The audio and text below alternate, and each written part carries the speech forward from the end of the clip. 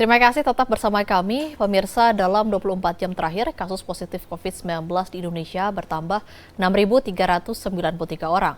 Dengan penambahan tersebut, total jumlah kasus positif COVID-19 di tanah air mencapai 1.392.949 orang.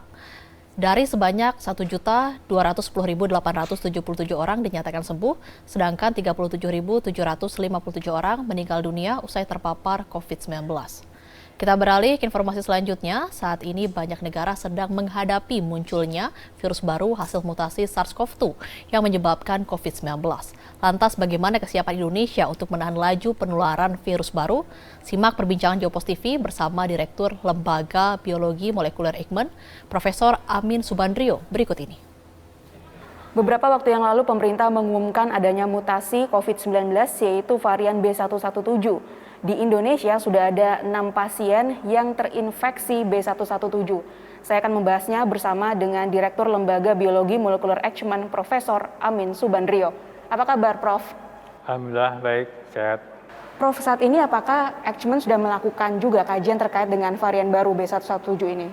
Ya, sejak ditemukannya di tahun lalu ya, sekitar antara September sampai November itu dilaporkan di Inggris, kami sudah mengantisipasi itu. Jadi lembaga Eijkman sebenarnya sudah melakukan whole genome sequence itu sejak awal ya. Jadi sejak bulan Maret yang lalu kami sudah melakukan whole genome sequence, tapi jumlahnya masih sedikit.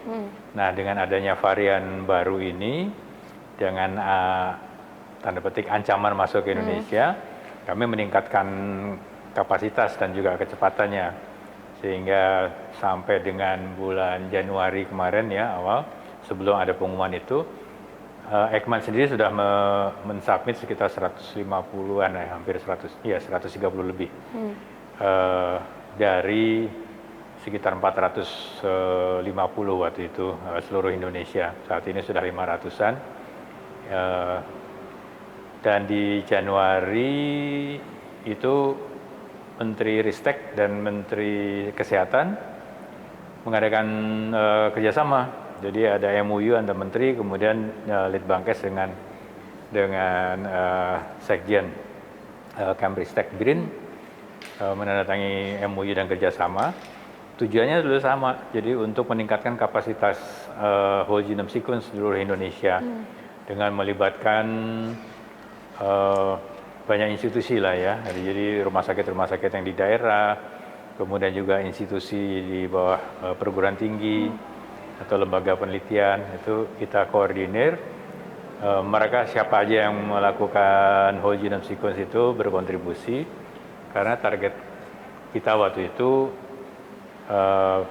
awalnya cuma 1.000 setahun ya, tapi kemudian dengan ditemukannya kasus itu kita naikkan targetnya tahun ini. Kita berharap bisa melakukan whole genome sequence sebanyak 5 sampai 10.000. Ini yang terkonfirmasi kan sejauh ini dari pemerintah menyebutkan ada 2. Nah, dari Eijkman apakah sebenarnya angkanya lebih dari itu yang terkonfirmasi B117? Nah, tanggal 2 kan kemarin diumumkan ada 2 kasus.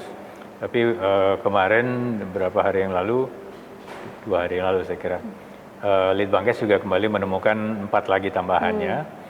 Jadi saat ini yang ditemukan ada 6, 3 itu di Jakarta dan 3 lagi di luar Jakarta ya. Ada di Sulawesi Selatan, Sumatera Selatan, Sumatera Utara, dan satu lagi Sulawesi Utara. Kalimantan Selatan. Kalimantan Selatan. Jadi 3. Jadi, Prof, ini kan masyarakat masih banyak yang bingung. Apa kemudian yang membedakan karakteristiknya dari COVID-19 dan varian baru B117 ini, Prof? Ya, kita mesti pahami bahwa B117 itu tetap SARS coronavirus 2. Ya, jadi tetap virus COVID-19. Hanya saja dia memiliki beberapa karakteristik khusus yang diakibatkan karena mutasi. Mutasi yang cukup banyak. Jadi di satu virus itu ada cukup banyak mutasi, lebih dari 10 mutasi. Dan salah satu sifat yang waktu itu diselidiki di laboratorium di sana ya, di Inggris, bahwa varian itu, artinya virus COVID-19 dengan mutasi-mutasi itu mereka bisa menginfeksi sel manusia lebih cepat. Sehingga dengan demikian dia dianggap bisa menularkan lebih cepat juga dan bisa menularkan ke lebih banyak orang. Nah, itu yang paling menjadi concern. Concern lainnya adalah dikhawatirkan karena ada banyak mutasi, itu diagnostik yang dengan menggunakan PCR, karena ini kan perubahannya di molekulnya. PCR kan mendeteksi perubahan molekul. Nah, kalau dia berubah dengan signifikan, maka dikhawatirkan PCR itu tidak menjadi sensitif lagi, jadi menurun sensitivitasnya. Nah, tapi alhamdulillah sekarang sampai saat ini belum ada arahan untuk mengubah PCR-nya. Berikutnya adalah kemungkinan perubahan kepekaan si virus terhadap antibodi, atau kalau kita balik antibodi yang ditimbulkan pasca vaksinasi dikhawatirkan tidak mengenali lagi itu si virusnya. Tapi juga sampai saat ini belum ada arahan untuk mengubah vaksin, ya, karena sudah diuji oleh beberapa perusahaan vaksin yang besar-besar itu ternyata masih efektif. Ya. Artinya vaksinasi yang sekarang dilakukan oleh pemerintah efektif ya masih untuk? Tetap masih bisa dipergunakan. Oke. Prof, kemudian ini kan banyak sekali mutasi virus yang bermunculan. Di Inggris ada B117, kemudian di Afrika Selatan namanya berbeda lagi. Di Rusia, kemudian di Malaysia dengan nama yang berbeda-beda. Kemudian apa yang harus dilakukan oleh pemerintah Indonesia untuk langkah antisipasi agar masyarakatnya tidak terinfeksi? Ya,